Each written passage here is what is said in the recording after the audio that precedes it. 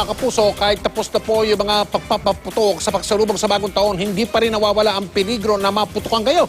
Yung pong mga paputok na naiwan sa mga kalsada, parang yung ikangay time bomb yan, na anumang saglit ay bigla na lang sumabog.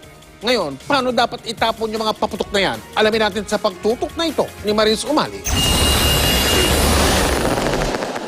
Taon-taon sang katerbang hindi sumabog na paputok ang naiiwang nagkalat na karaniwang nagiging mitsapa ng aksidente.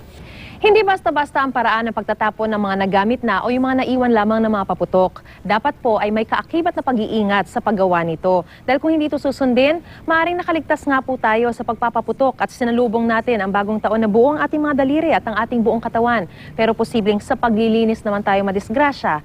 Naku, wag naman po sana. Kaya payo ng mga eksperto, basain agad ang paputok na naiwan o gamit na. Pag maramihan na at malalaking paputok, mas mainam daw na i-turn over sa istasyon ng pulis o sa barangay. Saka ito turn over sa EOD para sabay-sabay nilang sunugin gaya ng ginawa nila nung isang taon sa QCPD.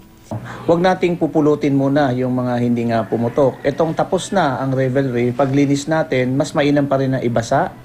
Basahin natin ng maayos. Kung ito itatapon natin sa basura at hindi rin basa, baka may makatapon din ng sigarilyo or kung ano pa mang mga baga na pwedeng mag-cause ng ignition.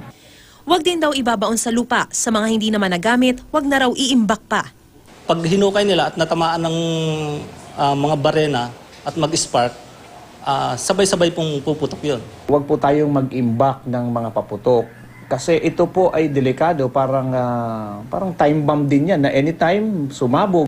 Nananawagan ng mga otoridad na magsimula sa ating tahanan ang pagiging responsable, lalo't buhay at ari-arian ang nakasalalay rito. Maris Umali, Nakatutok, 24 Oras.